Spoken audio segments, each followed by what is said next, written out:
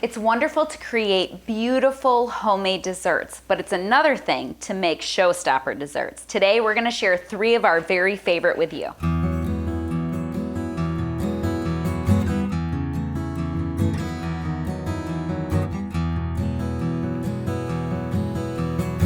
Who doesn't love coffee cake? This showstopper is inspired by my grandpa and often requested by my uncle at family dinners. Let me show you how to make one of our very favorite desserts, my pecan braid.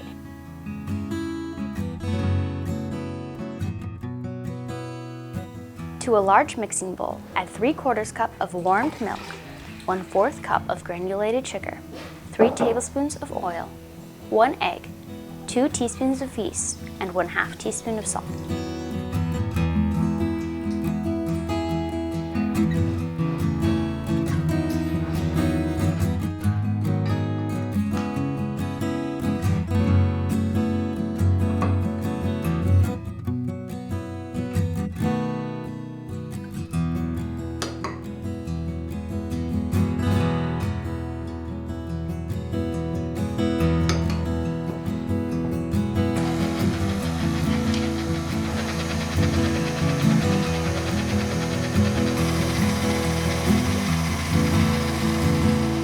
Mix until just combined and add in 2½ cups of all-purpose flour and 1 cup of raisins.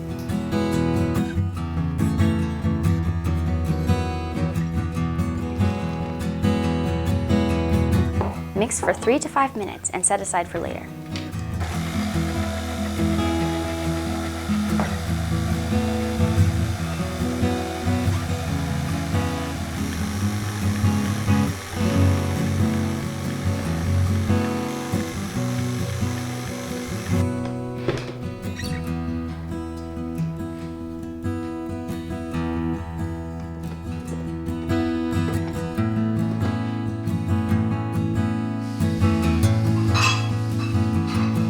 Now let's make our filling. To a bowl, add in 3/4 cup of brown sugar, 1/4 cup of chopped pecans, 4 tablespoons of melted butter, 1/2 teaspoon of vanilla extract, and 1/4 teaspoon of ground cinnamon. You can also omit the pecans from this recipe and it still turns out beautifully.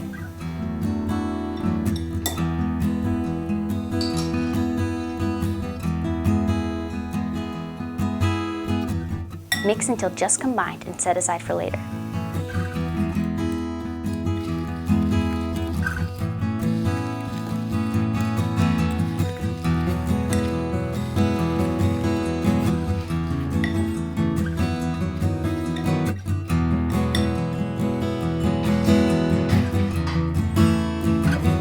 On a lightly floured surface, scrape out the dough from the bowl and gently knead it for 1 minute.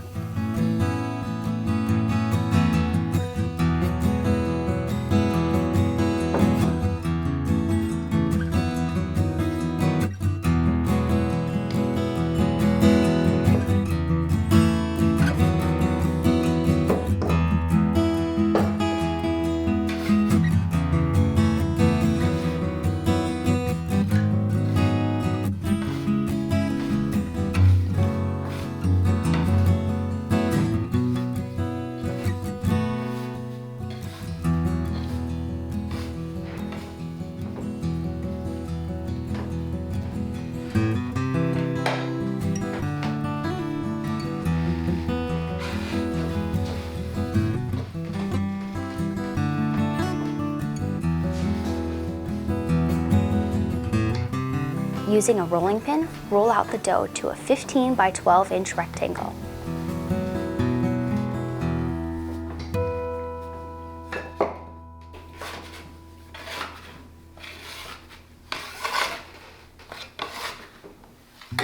Divide the rectangle into 3 parts and distribute the filling evenly among them.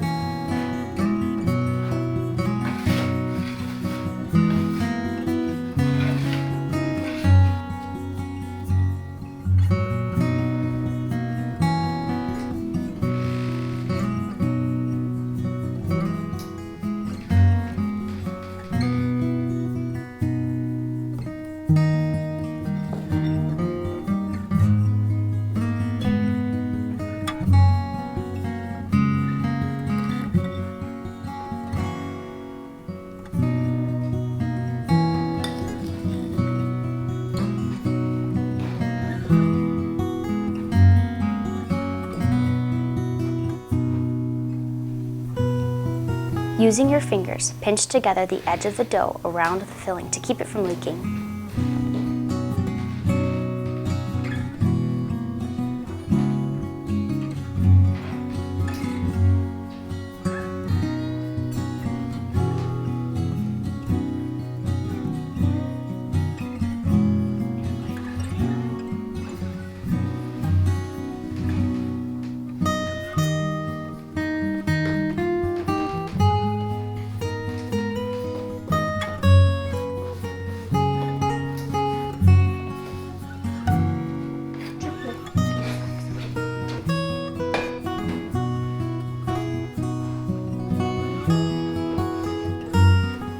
Braid together the strands of dough.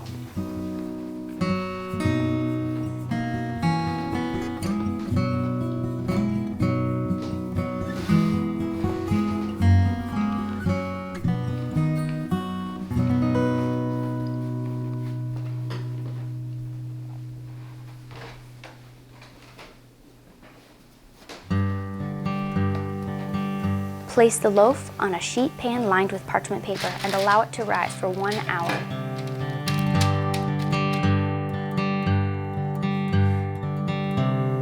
Preheat the oven to 375 degrees Fahrenheit.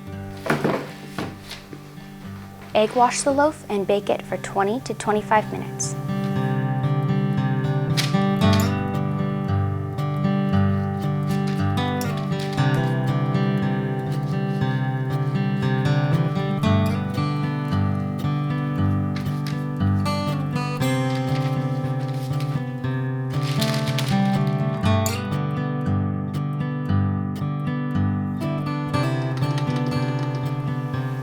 Remove from the oven and allow it to cool.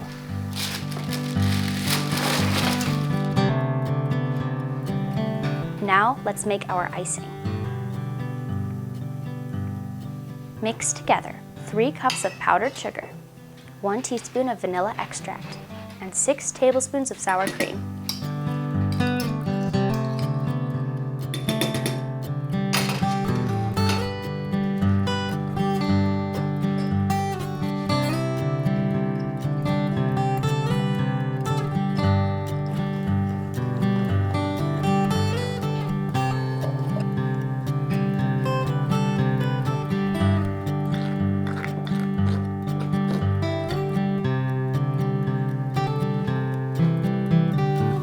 Transfer it into a piping bag and pipe it over the pecan braid.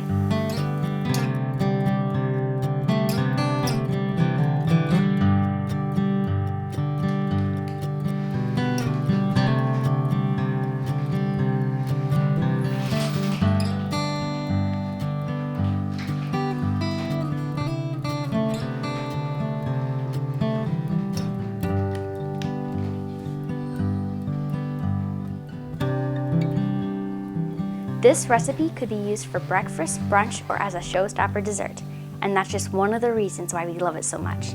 This recipe will be a perfect addition to your holiday menu this season. Enjoy! Pumpkin pie is a classic addition to any holiday meal, but today I'm going to turn our traditional pumpkin pie into a beautiful showstopper.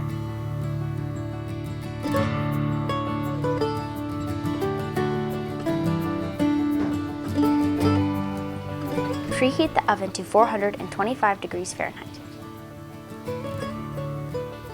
To a bowl, add 3 eggs, 1 cup of milk, 1 cup of brown sugar, 1 teaspoon of cinnamon, 1/2 teaspoon of ginger, 1/2 teaspoon of nutmeg, and 2 cups of pumpkin puree.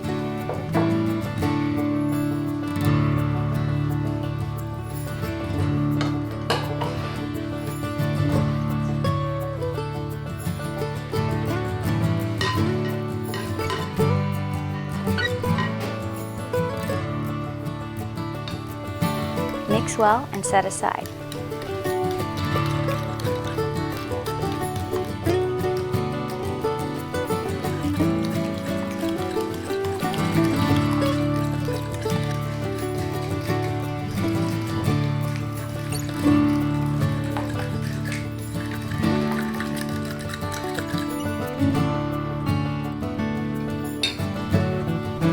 Roll out your prepared pie crust and put it in a lightly greased pie pan.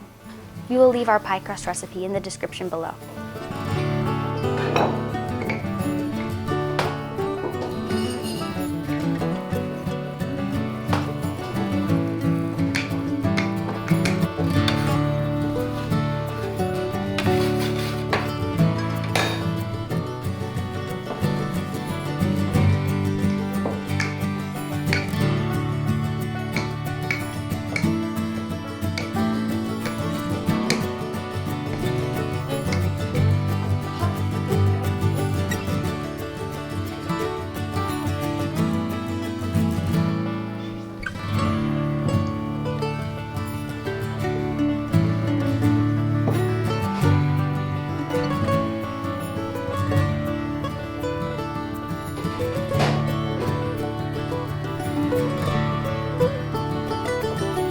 Trim any excess dough and fold the edges under.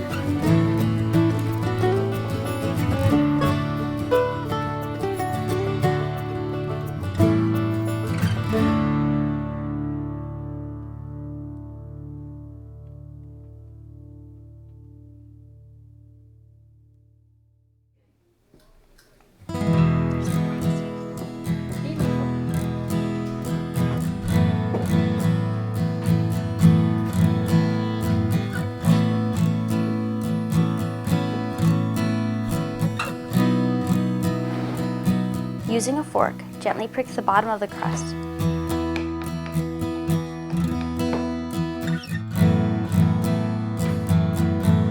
Lightly egg wash the crust.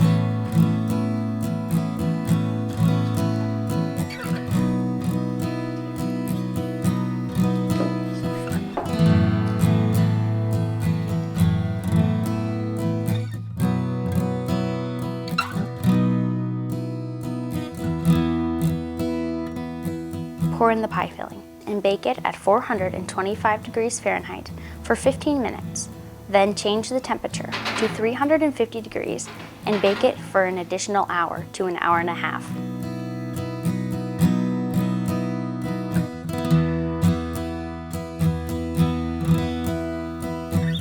Now let's make our cream cheese topping. Combine 8 ounces of softened cream cheese, 2 tablespoons of granulated sugar, and 1 tablespoon of all-purpose flour. Whip everything together until it's smooth.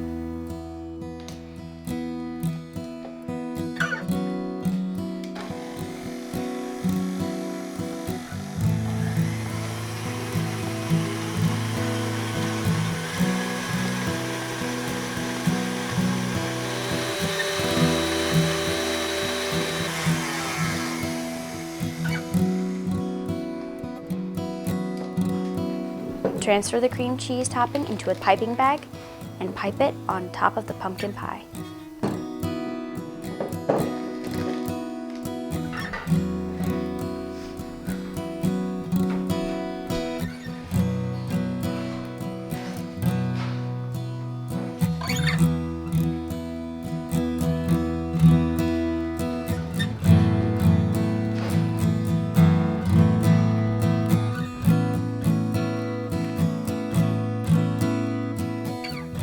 I'm adding a few decorative pie crust leaves for fun.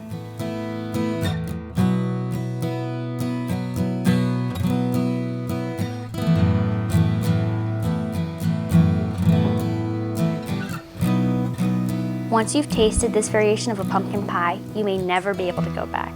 The cream cheese topping certainly takes this pie up a notch. I hope that you all love this recipe just as much as we do. I'm sure that everyone thinks their grandma's recipes are simply the best, and honestly, I'm no different. As a little girl, I would sit at my grandma's table and watch her make this cake year after year. Of course, I would have to steal batter here and there. Whether it's because of the sweet memories or the delicious taste, this red velvet cake is my very favorite homemade cake, and today I want to share this recipe with all of you.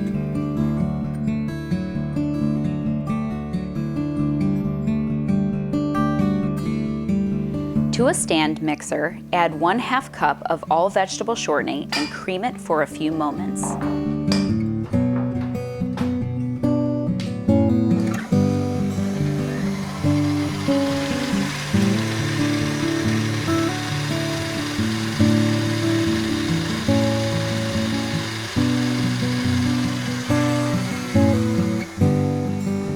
add in 2 eggs, 2 teaspoons of vanilla, and 1 1/2 cups of sugar.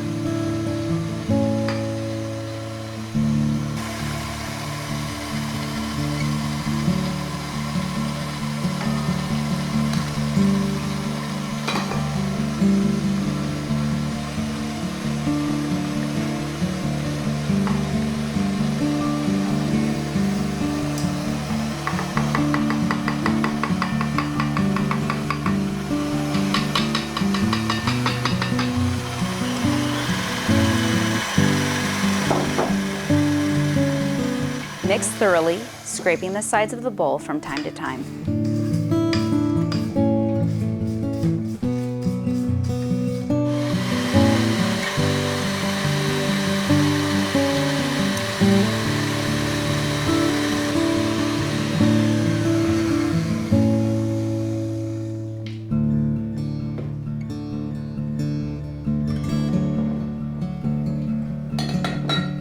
In a separate glass dish, combine 2 tablespoons of cocoa, 1 tablespoon white vinegar, and 1 ounce of red food color.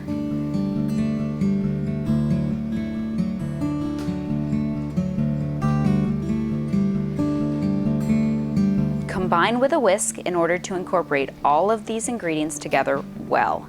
Set aside for a few moments. Now, back to the stand mixer. We are going to slowly add 2 1/2 cups of all-purpose flour and 1 cup of buttermilk. But we are going to rotate between these 2 ingredients, adding small amounts slowly. So, add a little bit of flour, and then add a little bit of buttermilk.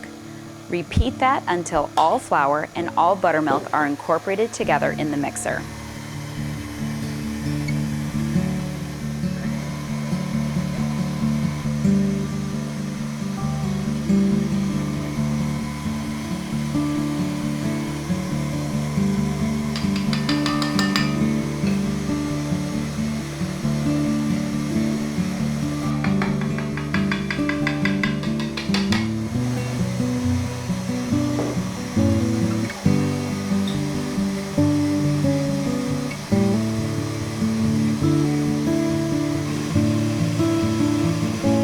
Now add in 1 teaspoon of salt and 1 teaspoon of baking soda.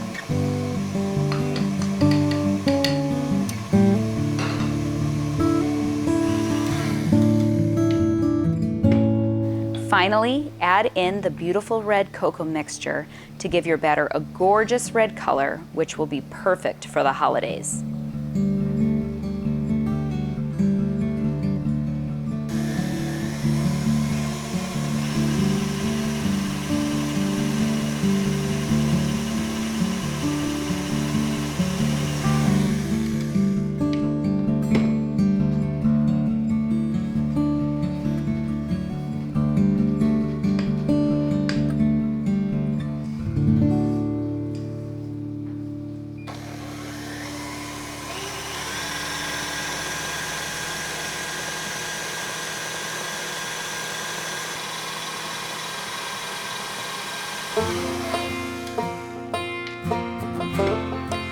Prepare 3 9-inch cake pans. I like to cut out parchment paper for the bottoms of the pans because from my experience, this cake likes to stick. I'm going to thoroughly grease each of my pans with all vegetable shortening and then add the parchment paper to the bottom of the pan. If you do not have parchment, it's okay. Just be thorough with your shortening. Evenly distribute the cake batter into your 3 pans.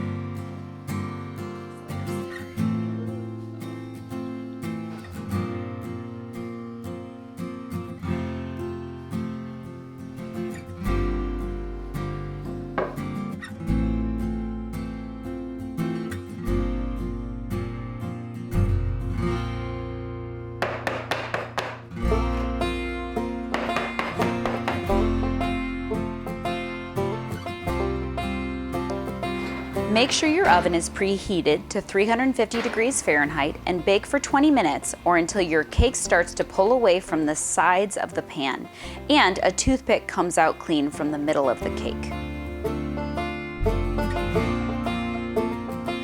Once your cakes are done baking, let them cool for a few moments, but while they are still warm, remove them from the pans and then let them cool completely on a cooling rack before applying any frosting at all.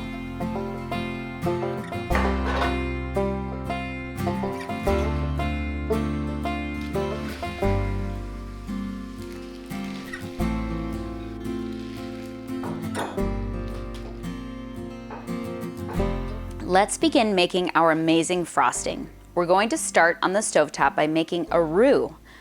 To a saucepan, combine 2 cups of milk with 10 tablespoons of all-purpose flour, whisking consistently. This milk-flour mixture will turn into a thick roux, which we will use later for making our frosting. Now, my mother and grandmother will both recommend doing this part in a double boiler if you have one, to prevent burning and clumping. But I don't have one, so I just carefully watch and mix thoroughly with a whisk the entire time. Keep your heat low and your mixture won't burn.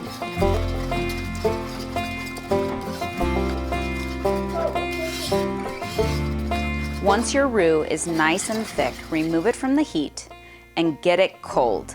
Place it in the fridge to bring it to a nice cold temperature quickly if you would like. Once the roux is completely cold, it's time to put all of our frosting ingredients together. To your stand mixer, combine 2 cups of softened butter, and I like to cream the butter first alone, 2 cups of granulated sugar, and 1 tablespoon of vanilla.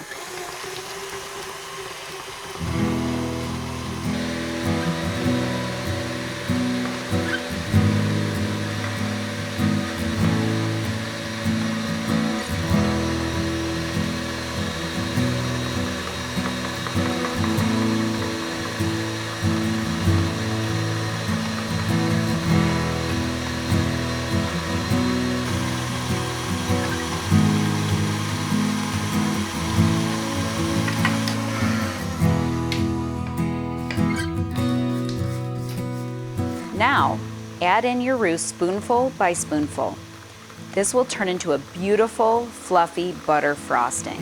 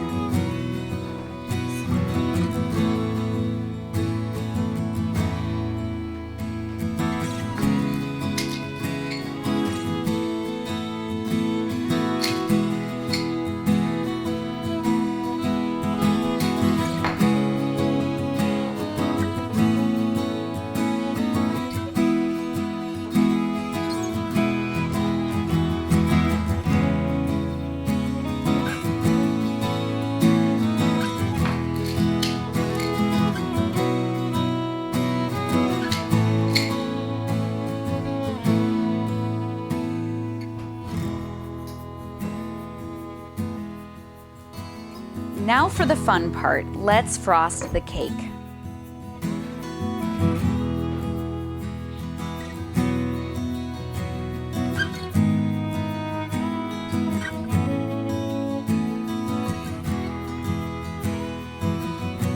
While I am putting the base coat of frosting on, Marie is going to be mixing up some fun colors to make a beautifully decorated scene on the outside of the cake, perfect for Christmas. And because Marie so enjoys making food beautiful, I'm going to turn it over to her right now.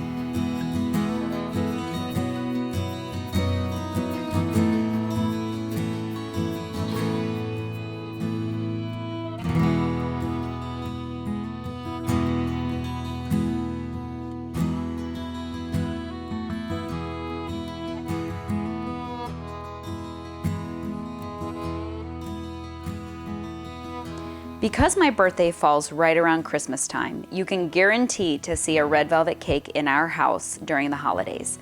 I hope that all of you have a very blessed Christmas season and enjoy these recipes as much as we do. Enjoy.